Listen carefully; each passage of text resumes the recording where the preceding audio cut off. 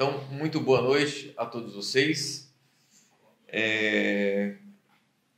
Prazer aqui a gente poder começar aqui, né, mais um curso no Centro Anchieta. Eu tinha prometido esse curso aqui quando eu dei o último curso aqui, né, sobre um livro do Padre Julio Minvielli. E agora a gente está tendo a oportunidade, então, de, graças a Deus, poder fazer um curso que será um curso pequeno para o tamanho da obra, tá? Então, estou me referindo aqui ao Poder Destrutivo da Dialética Comunista, né? Esse livro que está publicado pela nossa editora, do Centro Anchieta, né? E temos aqui à venda, né, na nossa sede, temos também na nossa livraria virtual, né? E vamos fazer, então, um curso em 4 aulas sobre essa obra, mas já adianto aos senhores que não é a intenção desse curso em 4 aulas esgotar o que existe dentro desse livro, até porque, né, esgotá-lo seria uma tarefa muitíssimo complicada. Mas a gente vai tratar aqui, basicamente, de alguns capítulos que eu acredito que são, assim, o cerne da obra, né? Mas, ao mesmo tempo, tem muita coisa na obra, principalmente uma parte que eu não vou tratar nessas aulas aqui, que são um capítulo onde ele refuta vários pontos de Karl Marx, né, da teoria comunista mesmo, né? Então, ele explica, né, o que é, né, refuta em seguida, mas eu não vou tratar desse aspecto da obra aqui, porque isso deixaria o curso muito longo. E a gente também vou tentar fazer aulas que não sejam assim tão cansativas, porque, por exemplo, a aula de hoje, ela é uma aula em determinado momento assim muito teórica, né? E então por isso eu pretendo também não fazer aulas muito longas, né? Como já dei algumas aulas aqui que eram quase 2 horas, né? O Ramon aí já sofreu comigo aqui, né? Algumas aulas aí, né? Mas pretendo que essa aula aqui seja um pouco mais objetiva, tá? Então, o nome desse curso são Lições sobre o Poder Destrutivo da Dialética Comunista, do Padre Julio Minvielli. E essa aula 1, a ideia é explicar o que é dialética, né? Porque, no caso, o título do livro trata sobre a dialética comunista, mas a dialética, né, ela é uma palavra que vem do grego, né? E dialéctica, né? E o significado dessa palavra quer dizer assim, a arte do discurso, né? A arte de encontrar caminhos por meio da linguagem, né, para você alcançar a verdade, né? Então, na filosofia clássica e na filosofia medieval, ela sempre foi usada como um instrumento, né, de argumentação em busca da verdade. Então, se a gente lembra, por exemplo, de Sócrates, né, que foi, digamos assim, o primeiro grande filósofo, né, que fez uso da dialética e deu fama, né, a esse próprio método, né? Sócrates, quando estava, né, nas praças conversando, né, porque era assim que Sócrates ensinava, né?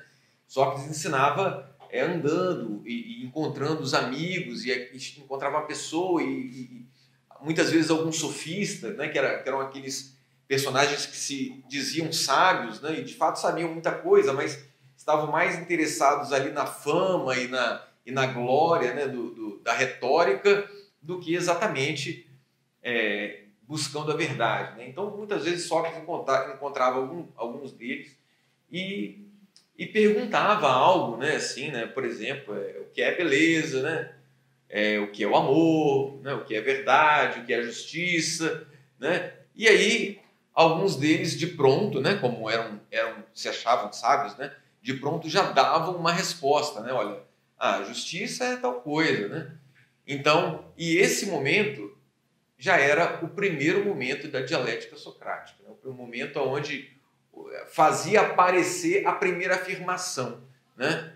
A afirmação primeira, a primeira tese, né? Então, a dialética ela vai se caracterizar como um processo, né, dividido em 3 partes, cujo primeiro é esse, a tese.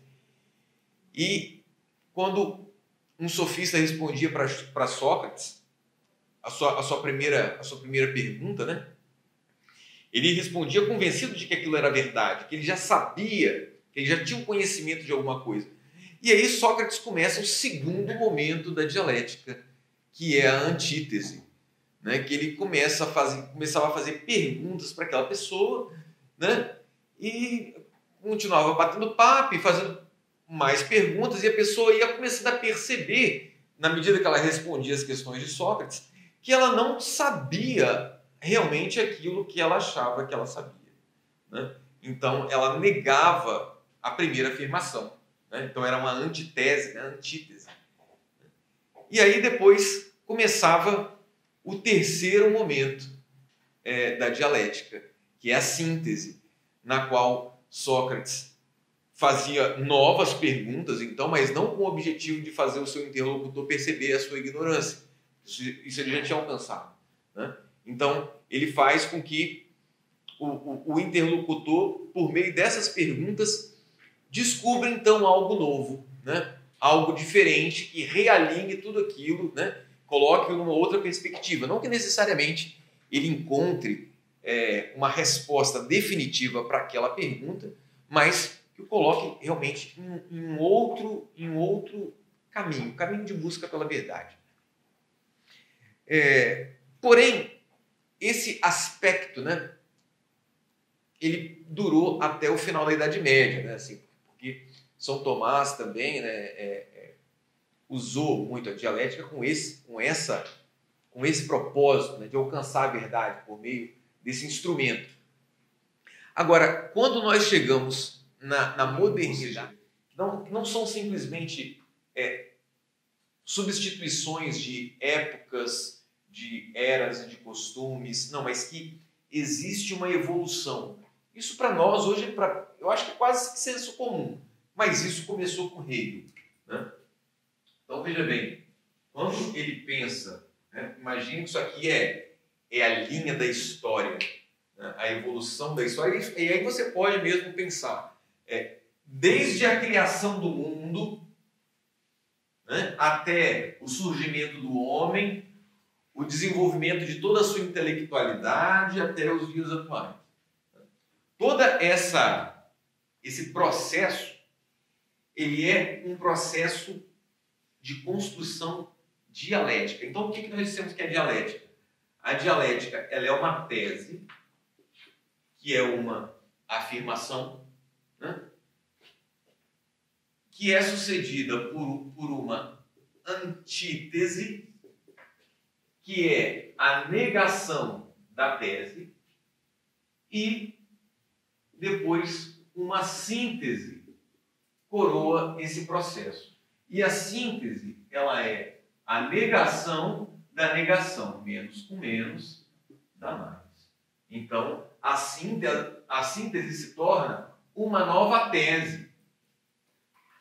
Essa tese, por sua vez, conhecerá a sua antítese, né? E que, novamente, haverá uma síntese. E que encontrará depois, que é uma nova tese, que encontrará a sua nova antítese, e assim por diante, a história humana acaba sendo caracterizada como uma história cíclica, segundo Hegel, né? Então, uma afirmação, uma negação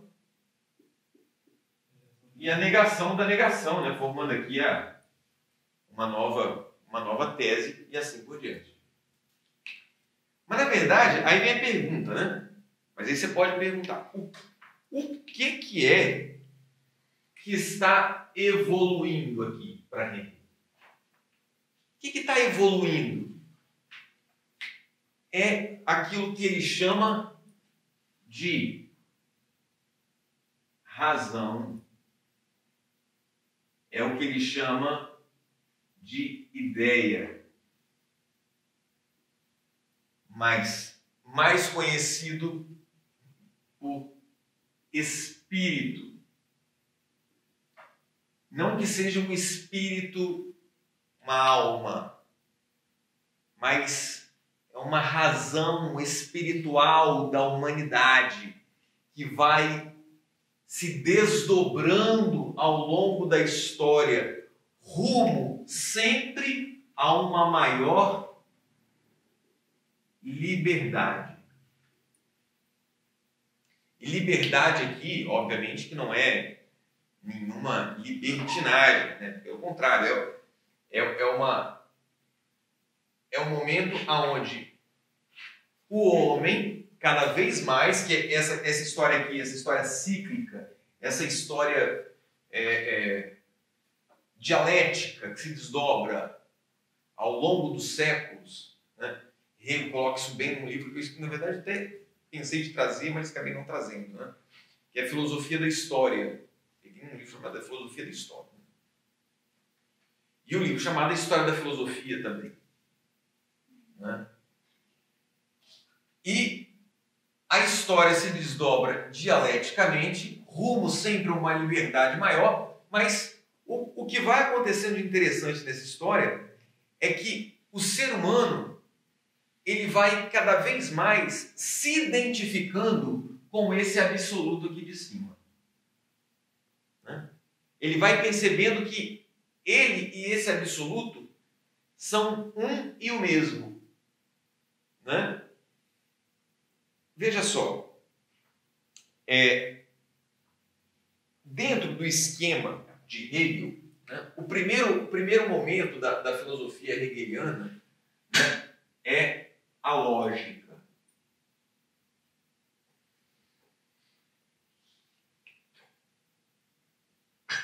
Esse livro aqui se chama Ciência da Lógica.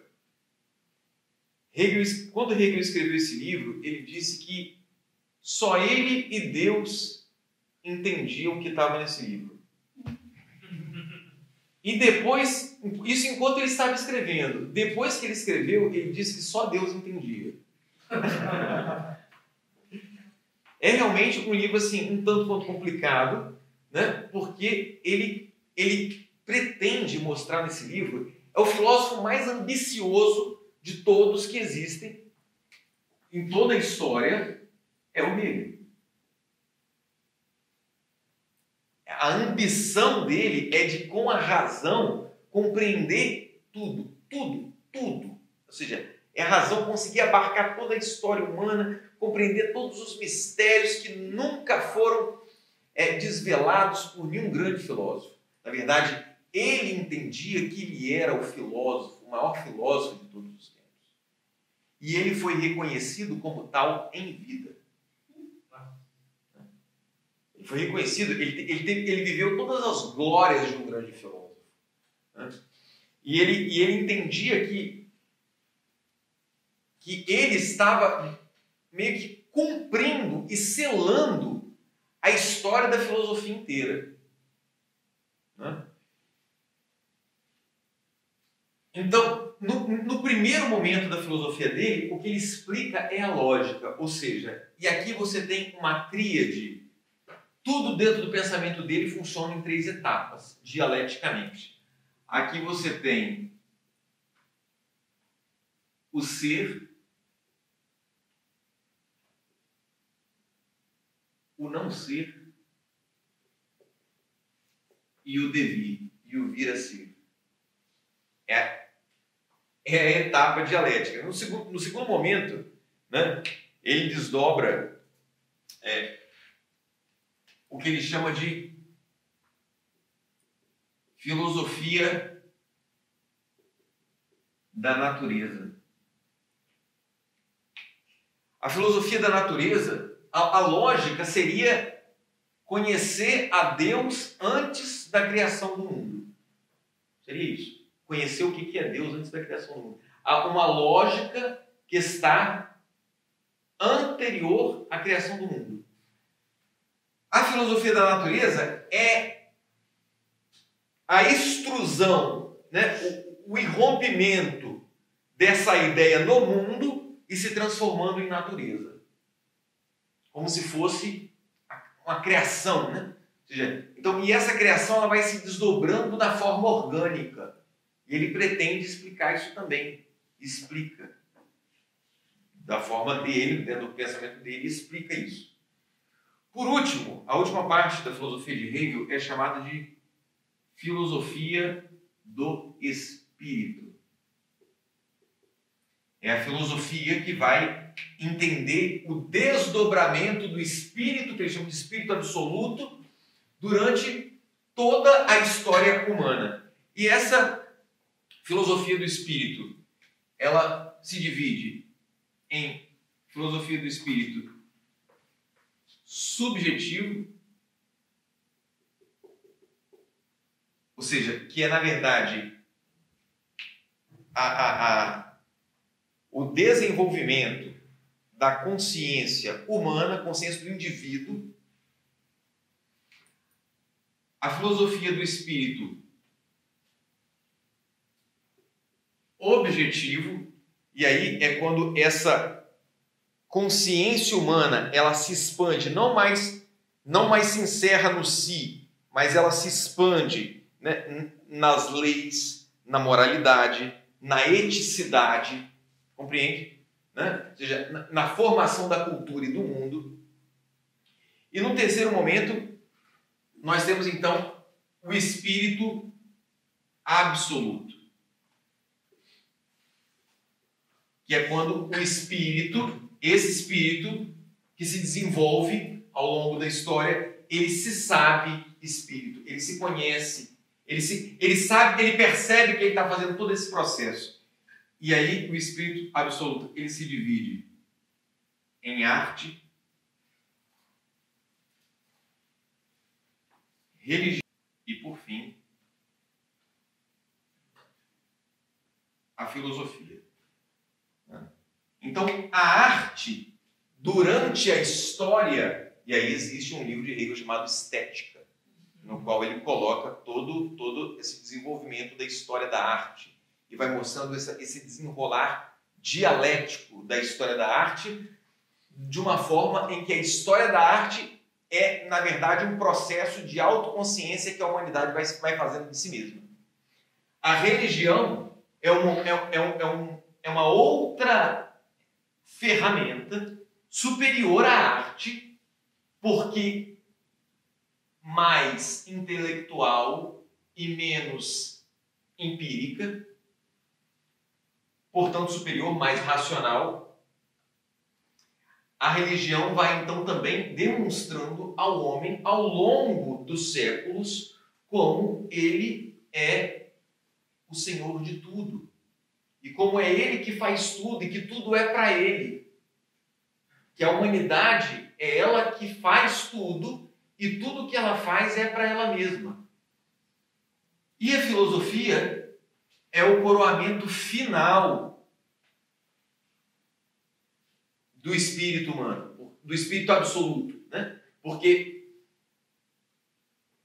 esse espírito, eu falei espírito humano porque você pode ler Hegel entendendo que esse espírito que ele fala é o espírito humano, é o espírito da humanidade, né? A filosofia é o momento que o espírito se sabe espírito, que eu sei que eu sou o demiurgo de tudo isso, que nós, enquanto não é eu particular, né? Mas nós somos os feitores de todo mundo e o mundo todo foi feito para nós. Nós precisamos então montar esse animal, né? Montar essa obra que é nossa. O mundo, a cultura, a arte, a música, a religião, a filosofia, a literatura, tudo que há é para nós, é nosso, somos nós que construímos, né? E então veja bem, e tudo isso vai nos levar a um momento de cada vez maior e maior liberdade.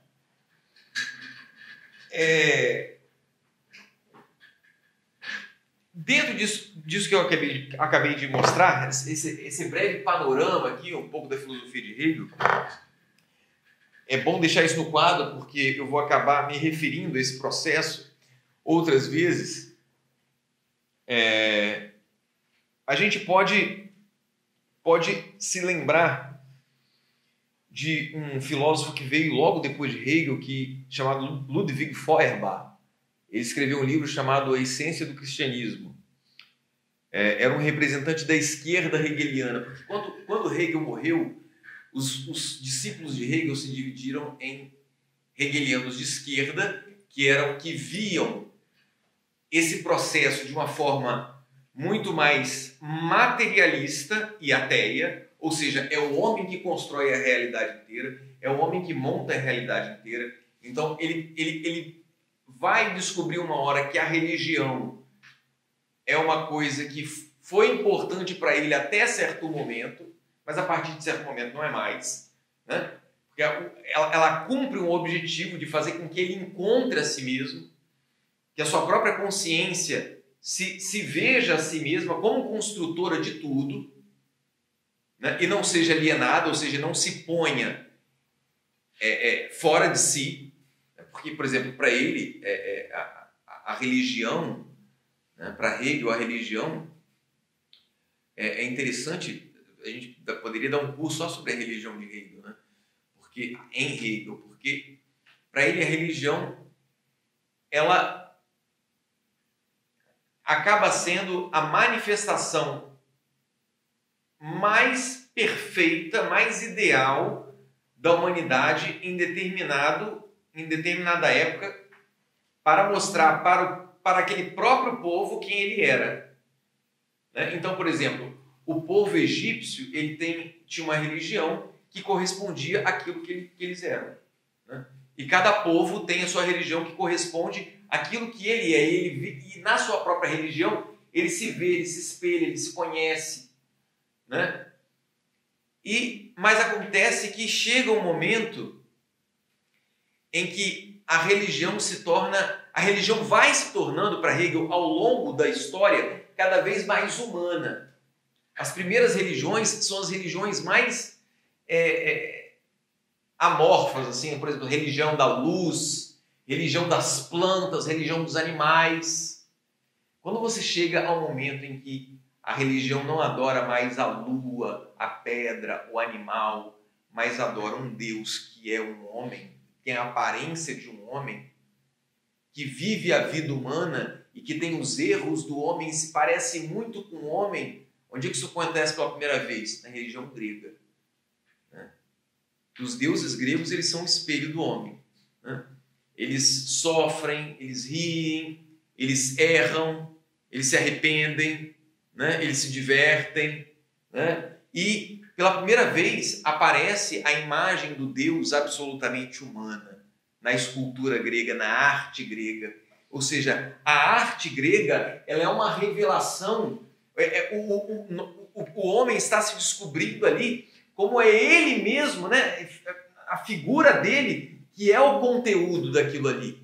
Entende? Isso vai sendo manifestado para ele mesmo ao longo da história. Por exemplo, e quando você chega em Jesus Cristo, segundo Hegel, e aí vem, começa, para quem vai estudando Hegel e vai entendendo o que vai acontecendo, né, ao longo do processo dialético, você vai percebendo o que de satânico que existe na filosofia hegeliana. Porque Hegel, ele vai dizer que Jesus é Deus que se fez homem, é o homem que se fez Deus. Ou seja, pela primeira vez é o momento maior e absoluto, maior possível da religião ao longo de toda a história humana, porque o homem em Jesus se faz Deus, Deus em Jesus se faz homem, né? Ou seja, só que Jesus depois tem que morrer, tem que ser negado, é a antítese, né? Para que venha uma síntese, que é o Espírito Santo, que dá a todos os outros a divindade que havia em Jesus, né? Então, o Espírito Santo santifica a comunidade. E a comunidade agora é um com Jesus, é um com o Pai. Acontece que passa mais alguns séculos e essa comunidade começa a perceber que ela pode descartar esse Deus, esse Jesus. Ele foi importante só para que ela alcançasse essa consciência.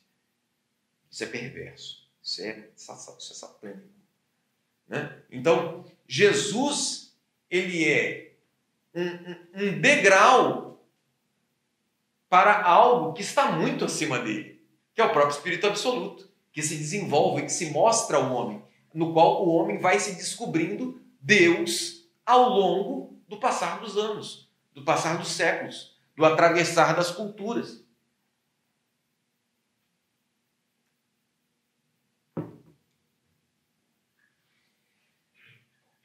Porém, a filosofia de Hegel, ela não vem escrita de uma forma, digamos assim, ela não vem escrita em caracteres claramente ateus. Muito pelo contrário. Hegel muitas vezes chama esse espírito de Deus, essa ideia de Deus, né? Só que essa ideia, esse espírito, ele vai se encontrando com o homem na modernidade a tal ponto do homem, na modernidade, dizer o quê? Eu penso, eu existo. Eu existo porque eu penso. Né? Descartes, que a gente falava agora há pouco. Né? E aí, a gente passa para um Kant, que vai dizer, olha, Deus não pode ser conhecido. Como eu explicava agora há pouco, Deus não pode ser conhecido. Né? Eu não posso conhecer nem esse copo. Eu só posso conhecer, né, as minhas categorias. Não posso conhecer a realidade em si e não posso conhecer Deus também. E o que Hegel vai dizer? Sim, eu posso conhecer a Deus. Nós podemos conhecer a Deus, sim, em todos os seus esconderijos misteriosos e recônditos. Nós podemos conhecer a Deus. Sabe por quê? Porque Ele é nós. E nós somos Ele. Entende? Então, Hegel realmente ele une a humanidade com o conceito de Deus. E isso é o objetivo da modernidade. Mostrar isso para o homem.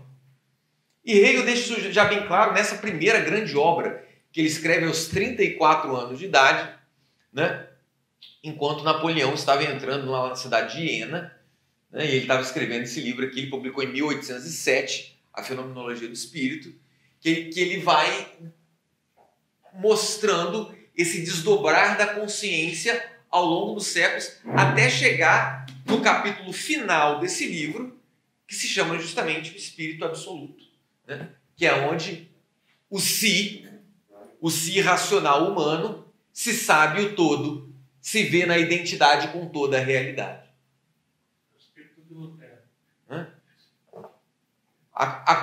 O que acontece? Para onde que nós vamos depois disso?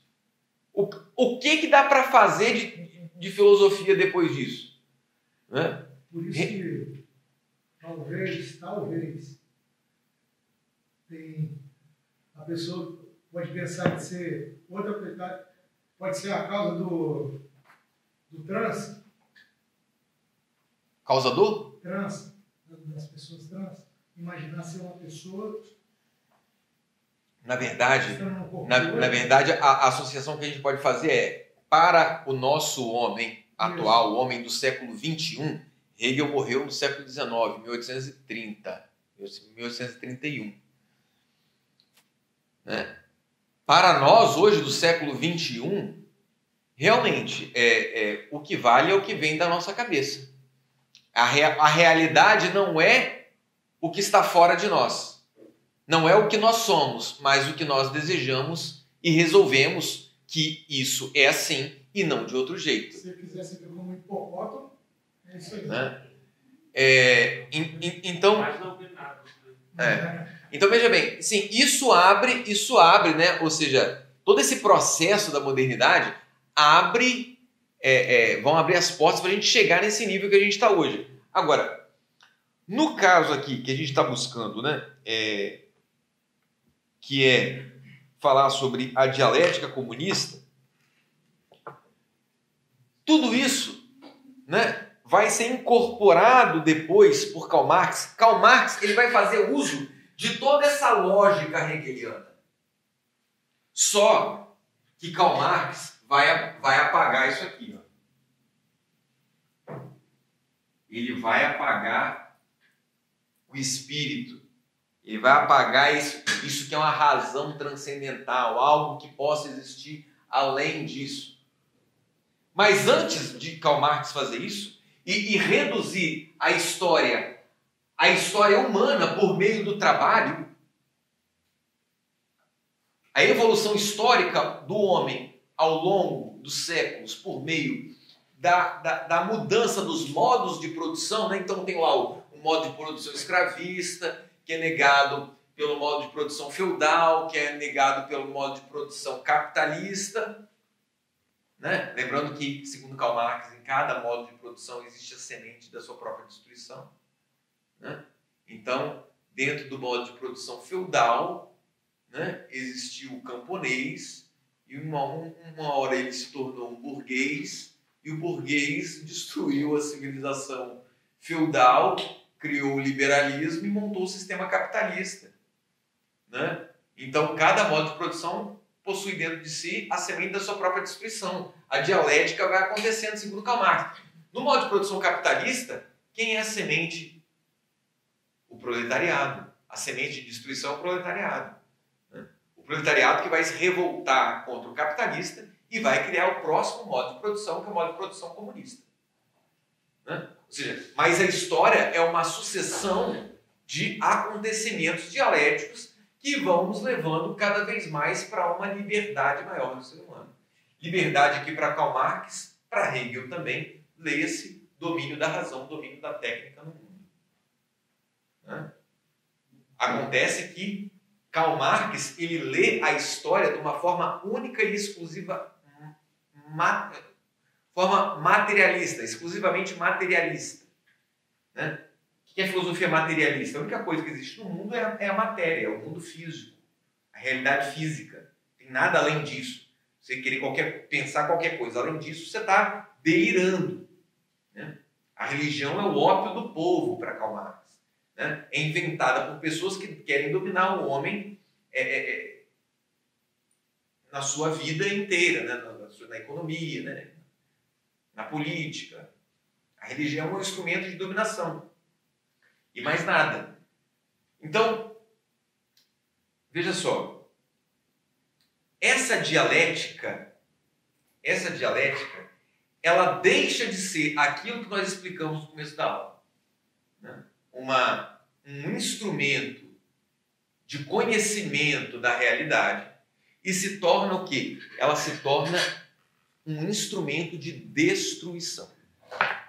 Ela se torna um instrumento de destruição de povos, de destruição de culturas. Se lê assim, né? A guerra é que constrói o mundo. Né? Ou seja, o valor que se dá na dialética do negativo é um valor extremo. Entende? O negativo, o momento da negação, ele é um momento fundamental. Porque é por meio da negação, é por meio da destruição, do confronto com a tese, que as coisas vão evoluir, que as coisas vão se transformar. Então, veja só, esse é o coração do que a gente pode chamar do poder destrutivo da dialética comunista. Né?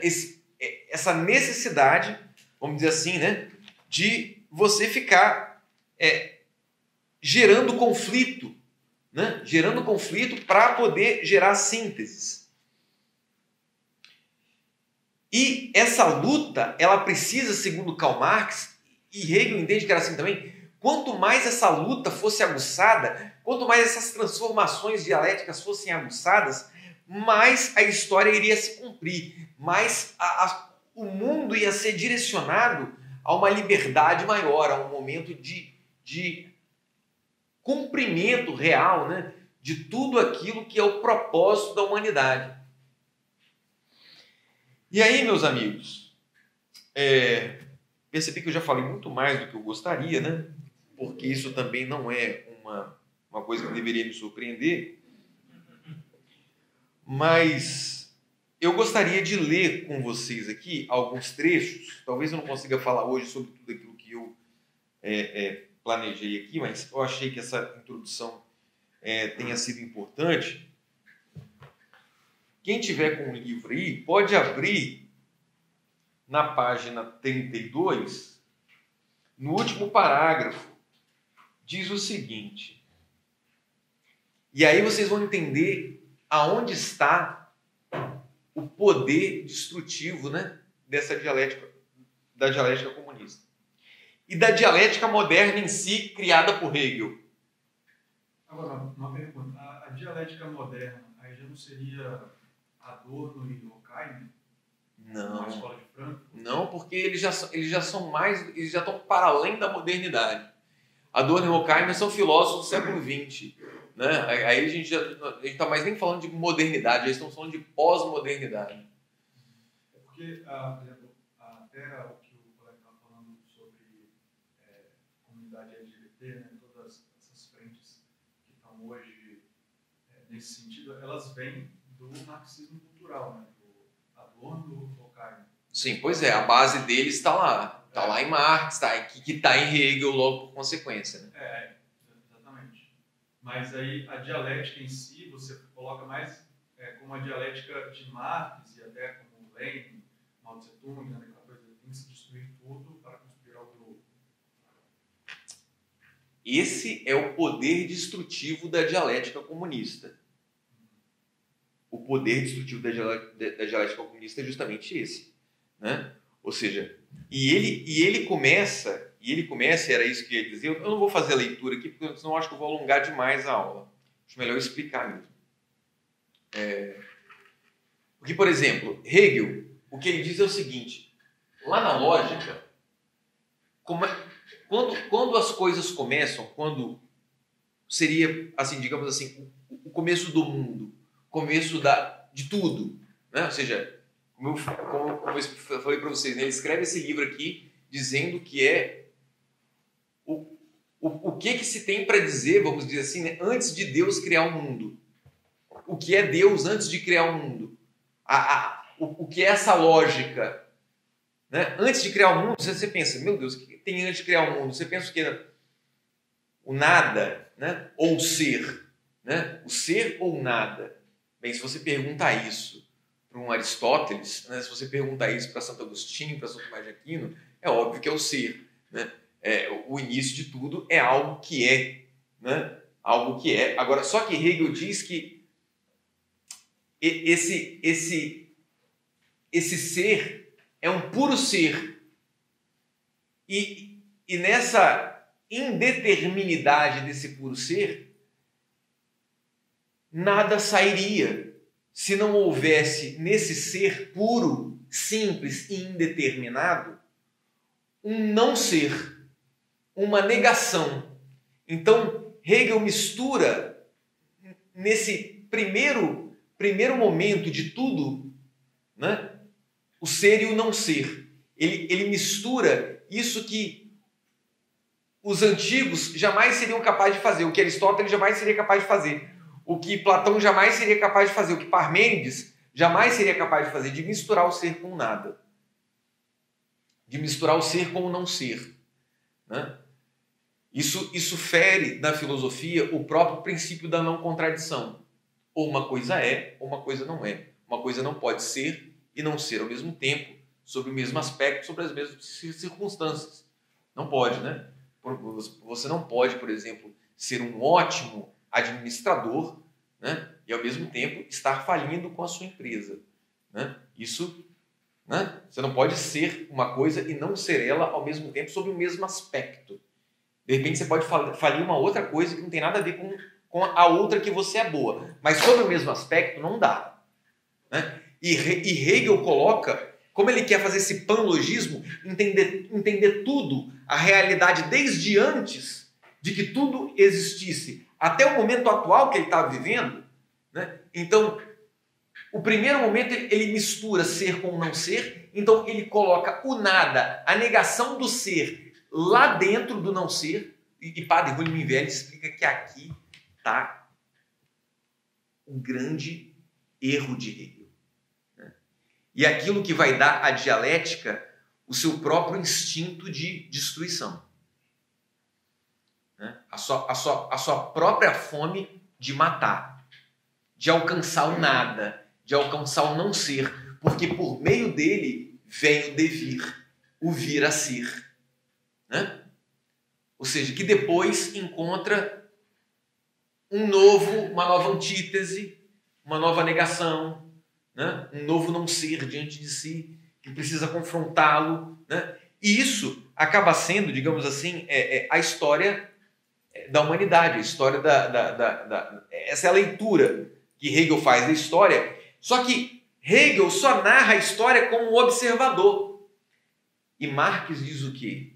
Que até agora os filósofos observaram muito o mundo, mas cabe a nós transformá-lo.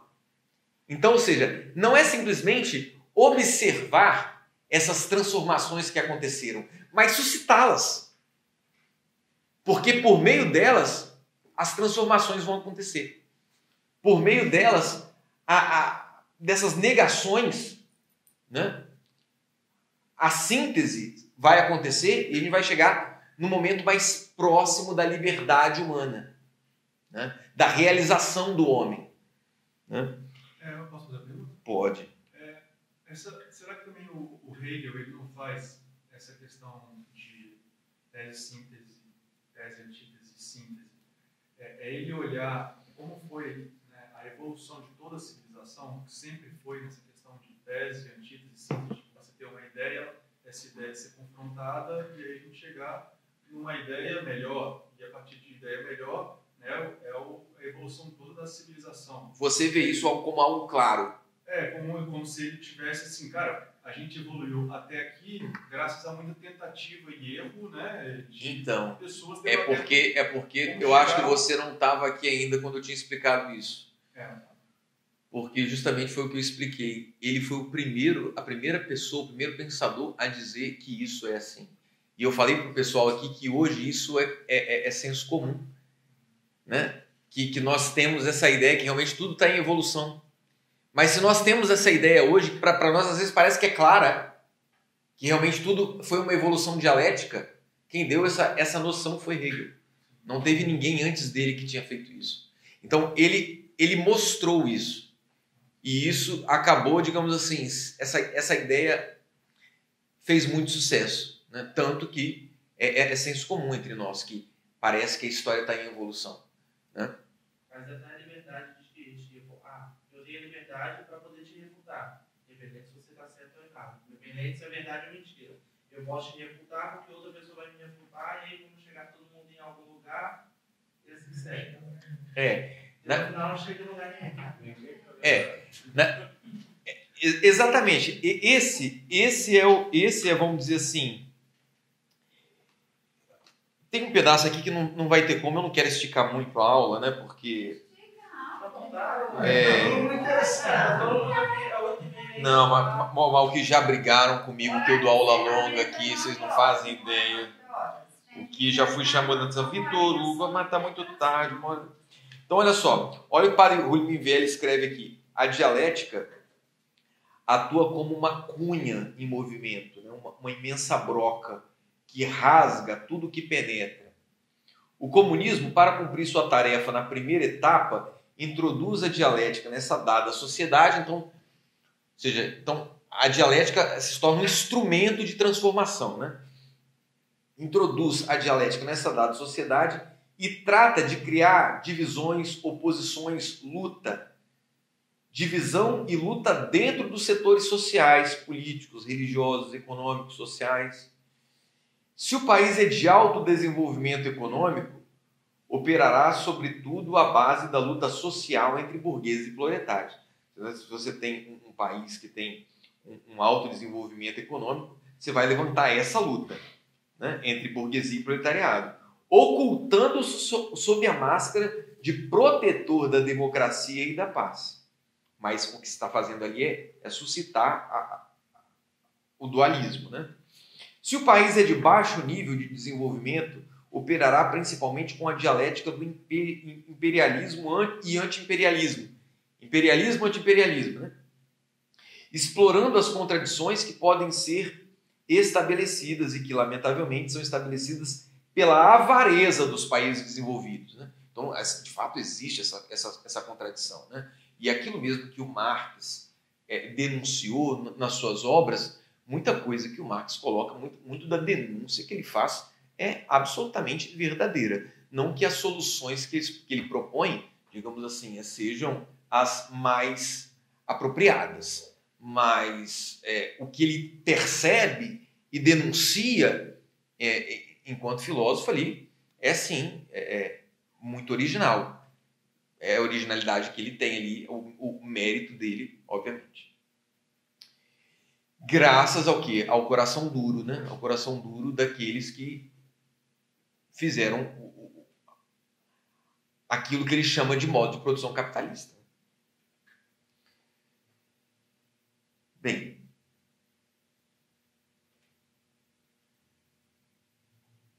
enquanto o comunismo trata de dividir o país e anular as forças inimigas, organiza as forças viciadas, preparando uma ação progressiva que se desenvolva de acordo com as leis da dialética. Como logo veremos, para o ponto crítico em que, mediante a revolução social, se apodere de todo o poder público e estabeleça a ditadura do proletariado. Já no poder, então, quando eles alcançarem o poder, deve implantar uma democracia popular. Né? Então, a primeira etapa não é implantar de cara uma ditadura, né? Implantar uma democracia popular.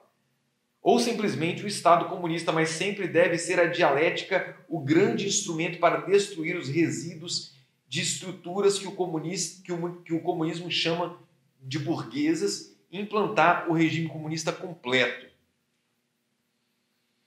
Com uma ação dialética cada vez mais profunda e progressiva, ciências religiosas, culturais e políticas para converter o homem em um mero operário da grande maquinaria econômica comunista. Nisso consiste todo o programa da Revolução Proletária que o comunismo desenvolve como passagem da fase propriamente socialista para a propriamente comunista.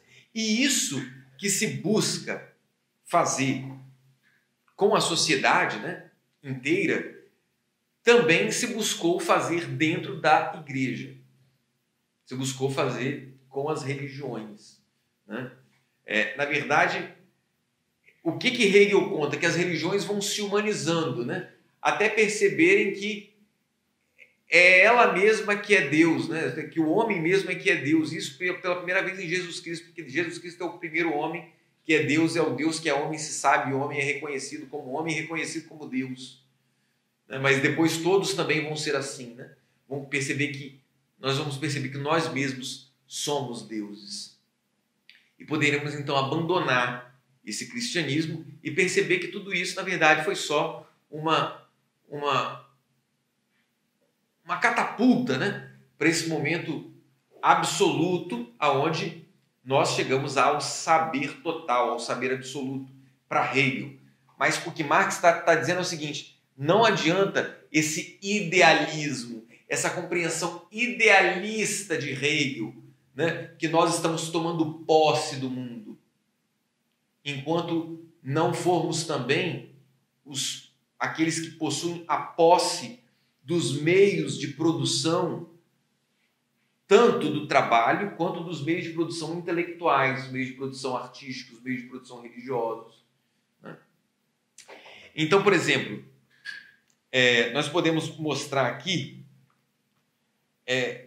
que dentro da igreja, o primeiro passo, né, que o comunismo trouxe foi esse sentimento nacionalista.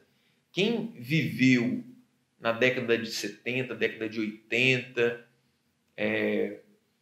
em comunidades eclesiais de base, sabe muito bem que na década de 80, década de 90 também, né, as comunidades eclesiais de base se faziam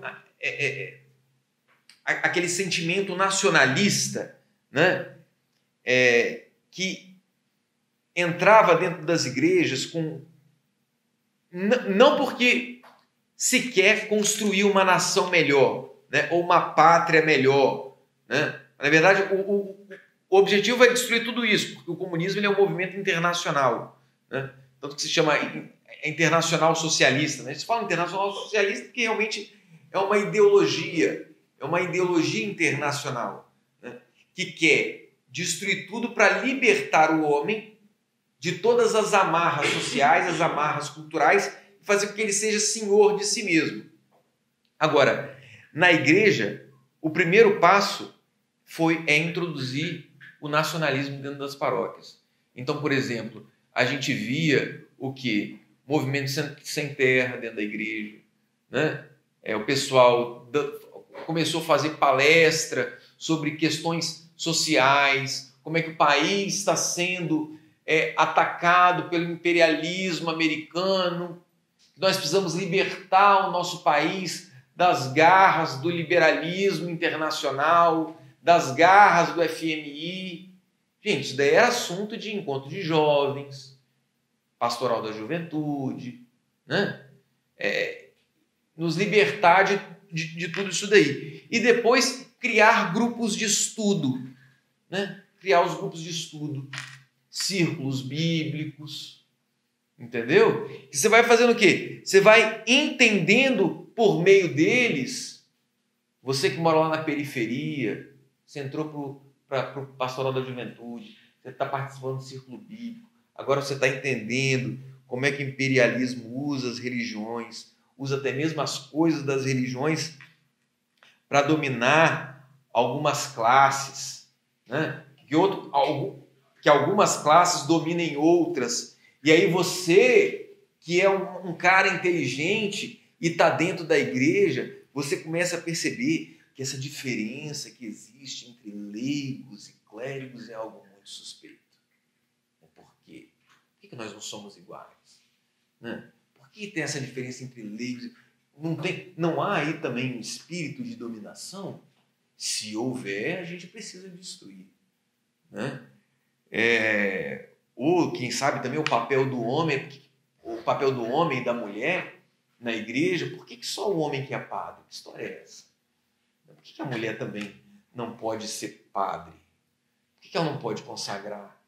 Que história é essa, né? Tipo, que não estavam querendo fazer no símbolo da Amazônia? As roupas, os paramentos, né, vamos dizer assim, os paramentos europeus. Por que os paramentos têm que ser latinos, né, romanos? Os paramentos da Igreja Católica Apostólica Romana, nas tradições europeias. Por que a Igreja Católica na África não pode usar os seus símbolos locais? Por que não? Que dominação é essa? Né?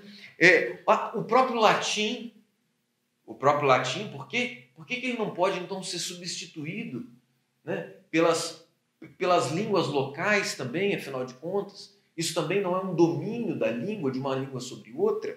Né? A música, por que tem que ser o canto gregoriano? Por que tem que ser a música sacra? Por que não pode ter um violãozinho ali tocando uma música moderna? Meu Deus do céu, Madalena, o que foi aquele domingo, aquela missa que nós fomos domingo? Né?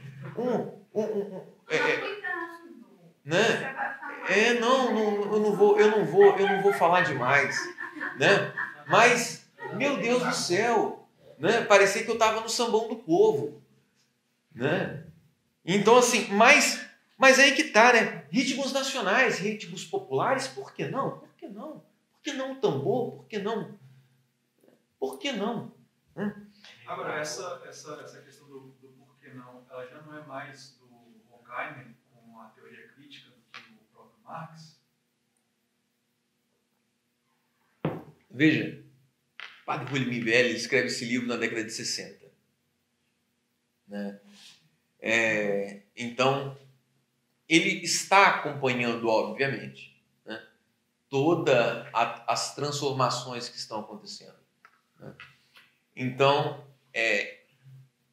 a dialética comunista que ele observa e da qual eu estou falando aqui, né? Estou citando aqui acontecimentos que eu vivi na década de 80, na década de 90, né? Tem a mão da turma toda. A questão que o nosso objetivo aqui é mostrar quais são as origens. Horkheimer, Adorno, eles são os galhos, eles não são um tronco, muito menos a raiz.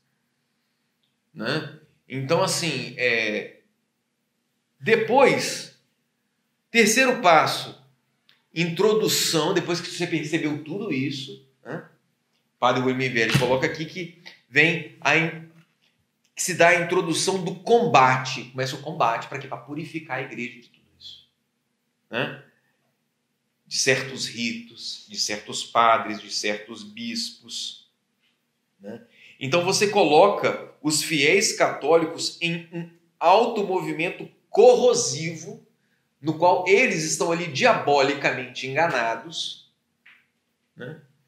E se colocam como desconstrutores da própria igreja, que segundo eles é para o bem da própria religião.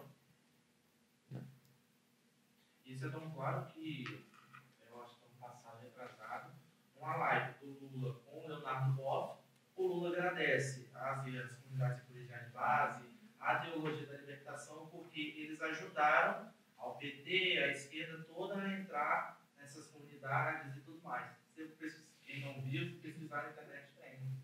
Ele agradece com todas as palavras. Sim, é verdade, eu vi esse vídeo também. Assim, eu fiz uma coletânea de marxismo e marxismo cultural. Passei para alguns padres, ninguém nem sabia o que é marxismo e marxismo cultural.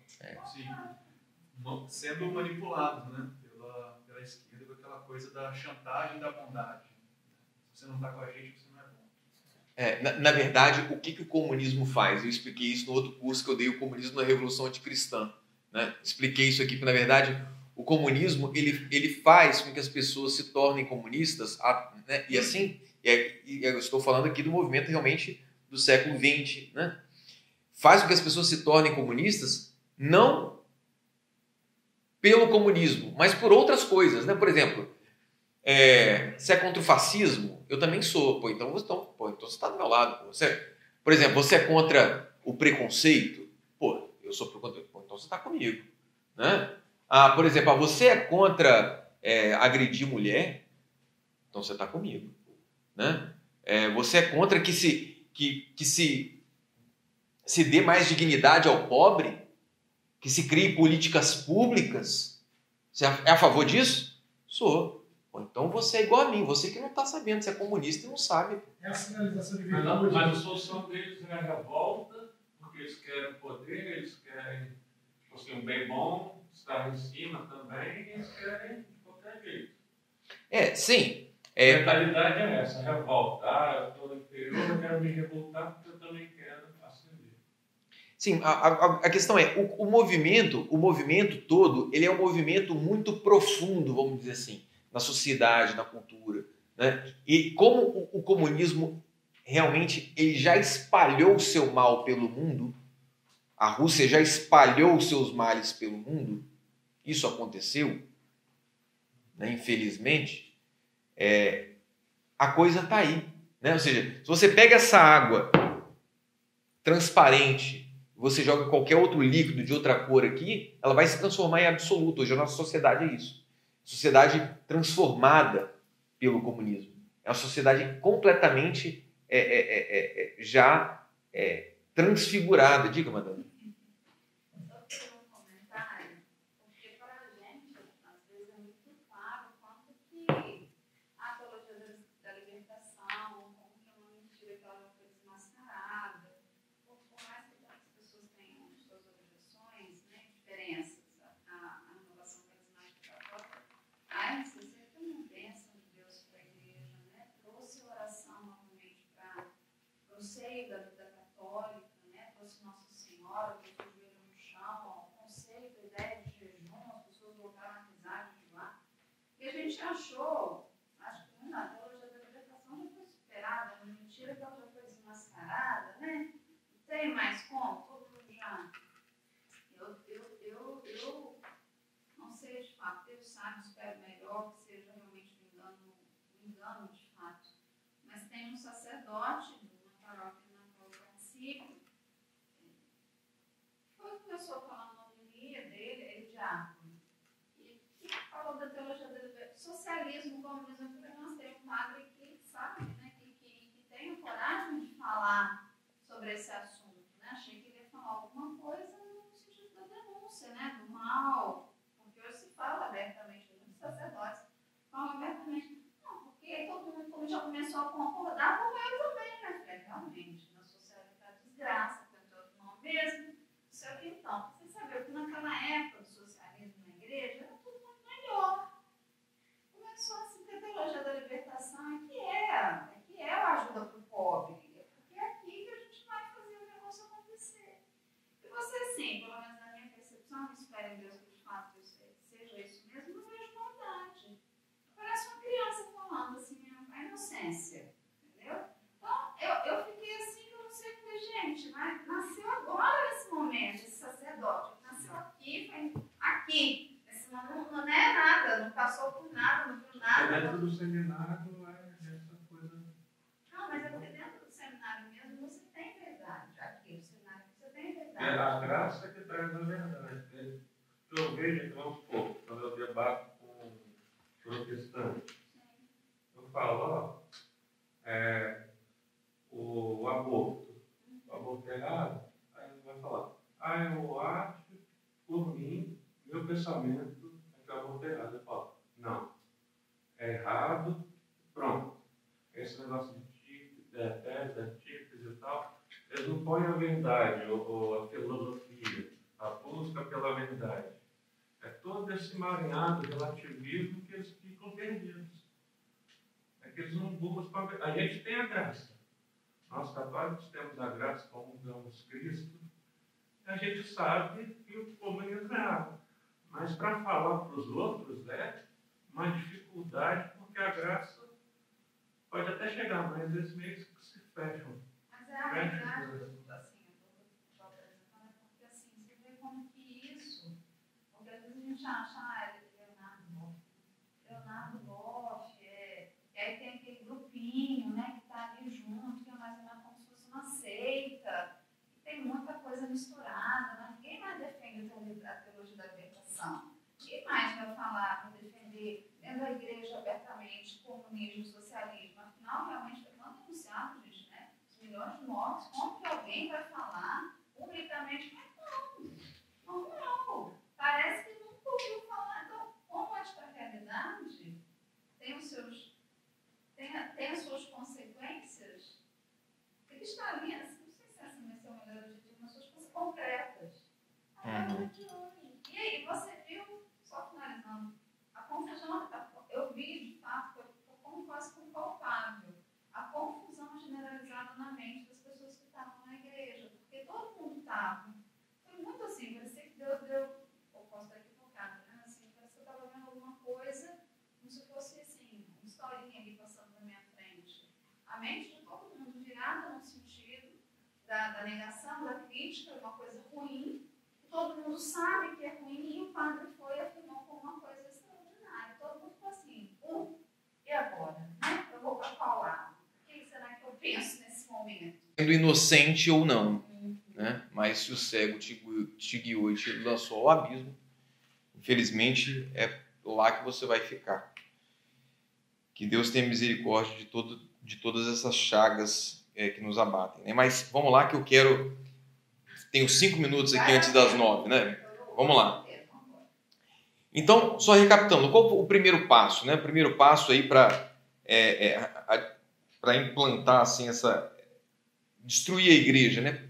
Esse passo de destruição, essa dialética do marxismo, do nacionalismo dentro da igreja. Introduzir o nacionalismo em uma paróquia, criar grupos de estudo, introduzir o combate para purificar a igreja, né? Ou seja, colocar os fiéis católicos nesse movimento de luta contra a própria tradição, contra os costumes, contra os padres que querem manter a tradição, né, e tudo mais. Inclusive os outros irmãos também quiserem fazer isso. E, por fim, o quarto passo, democratizar a igreja, né, colocá-la a serviço da libertação nacional. Esse é um termo que ele usa, né? Aqui a gente pode dizer chamada teologia da libertação, né? Fazer dela um instrumento de luta social. Veja bem, nós estamos vivendo um mundo ateu. O nosso mundo é ateu.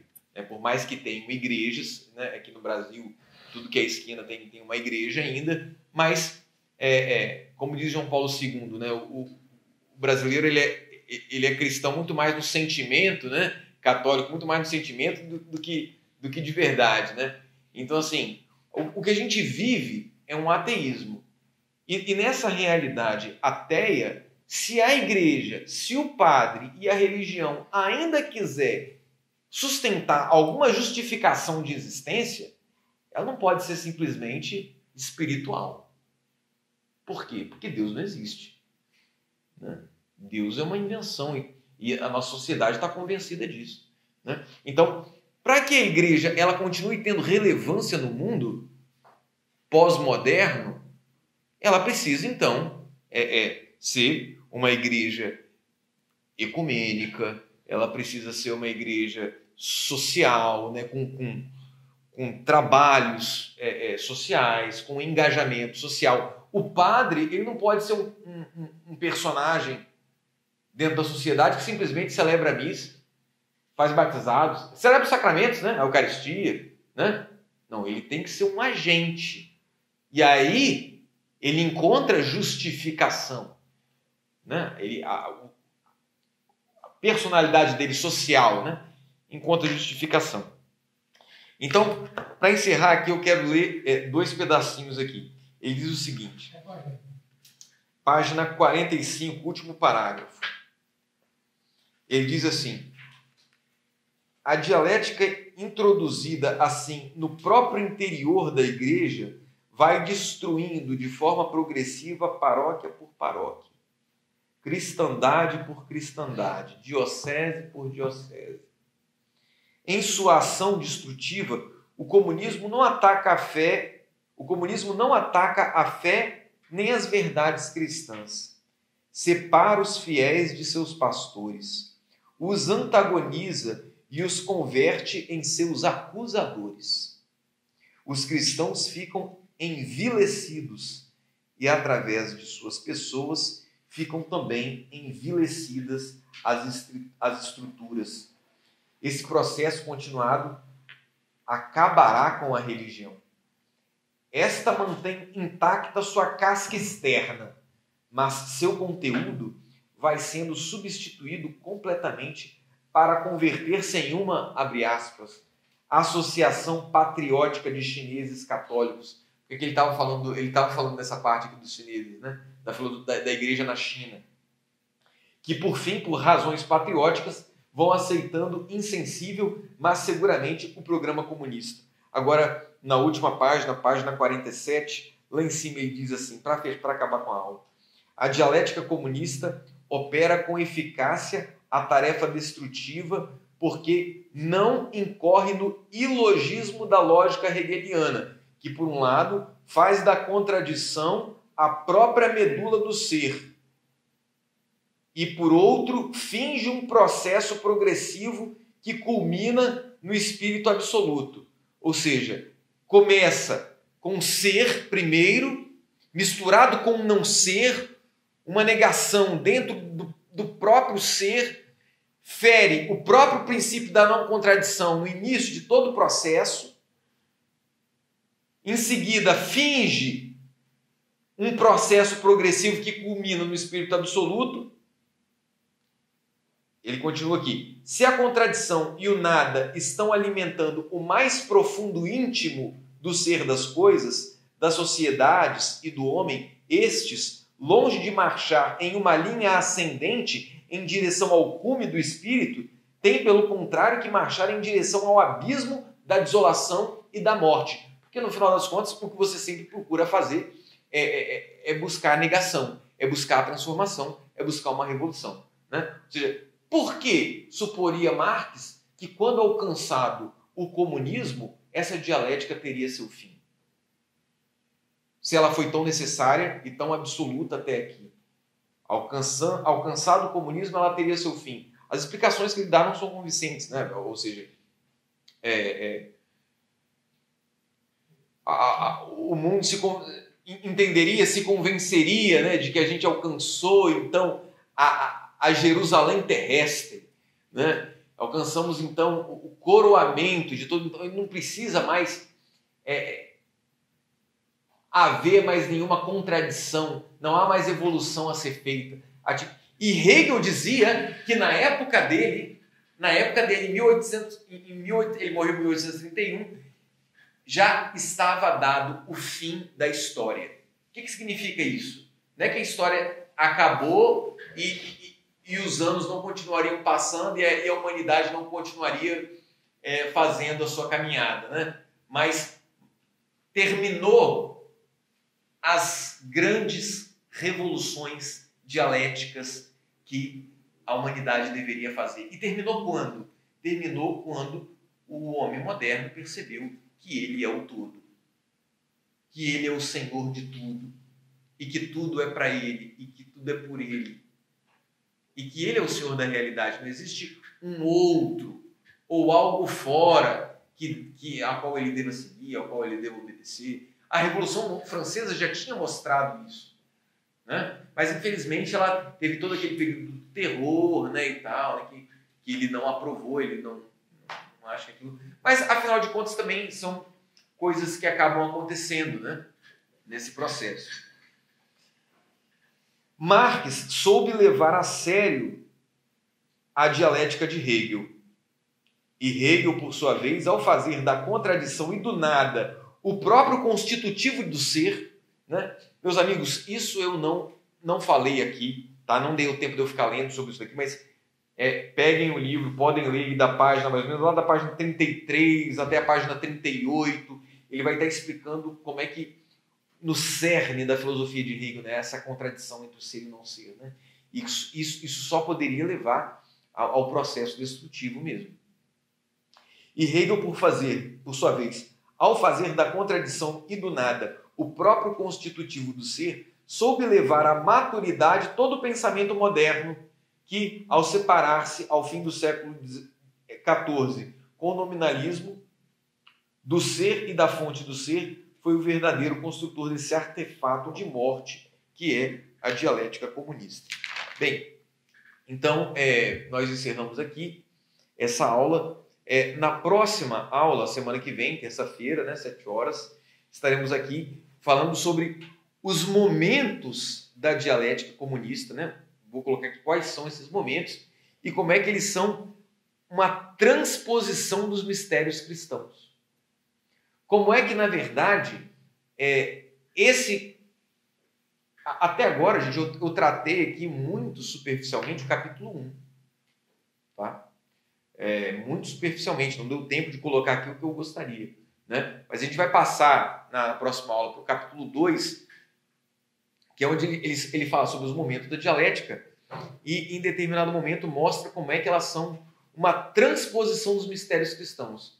Ou seja, para que tudo isso continue tendo sentido, porque no final, meus amigos, no final do processo, quando a gente chega em Nietzsche, por exemplo, Nietzsche morre em 1900, né? Nietzsche morre em 1900. Quando chega em Nietzsche, ali na segunda metade do século XIX, que é o século de Hegel, é o século de Marx, que é o século de Nietzsche, o século XIX,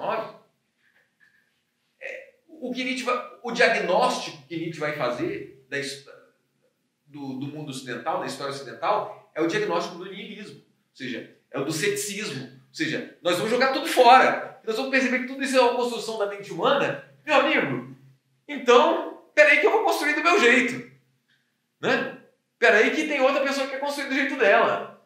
Então, ou seja, nada vale, nada existe, nada, é tudo construção, é tudo coisa do homem, nada vale, niilismo, ceticismo, vazio, né? O Nietzsche, ele não defende isso, ele denuncia, né? A solução que ele propõe é algo absurdo, que eu não vou nem falar aqui, né? Não vou nem perder meu tempo tratando disso aqui. Mas ele que é, digamos assim, aquele que anuncia a morte de Deus, né? Deus está morto. Né? Nietzsche termina o século XIX falando isso, sendo que Hegel escreveu isso pela primeira vez em 1803, 1804, se eu não me engano, ou 1805, num opúsculo chamado Fé e Saber. No finalzinho do livro, ele diz que a gente já está numa época de que, antes de escrever a Fenomenologia do Espírito, ele dizia que a gente já está num período em que a aparência é que Deus está morto, que Deus morreu, né? E Nietzsche, então, ele coroa isso, né? Essa ideia, e tudo é construção humana, né? Você não precisa, na verdade, obedecer a nada, né? É claro que, para assegurar o que vem depois de uma revolta dessa, só realmente um Estado absolutista novamente, né? Um Estado tecnocrático, como o Estado chinês, que vai dar conta, onde você vai ter que recorrer a instrumentos como, por exemplo, o sistema de crédito social, né? E querer levar isso para o resto do mundo, porque quem vai segurar uma sociedade nihilista? Quem vai segurar uma civilização nihilista, né? Se não uma embriaguez de prazer, né? Sustentada pelas grades da ilusão, né? Dos seriados, né? Do celular, né? Do prazer, né? Do prazer e das satisfações tecnológicas que vão escravizar o homem, estão escravizando o homem, para poder ser o alicerce de uma civilização sem Deus, né? Meus amigos, então, agradecidos a todos vocês. Tá?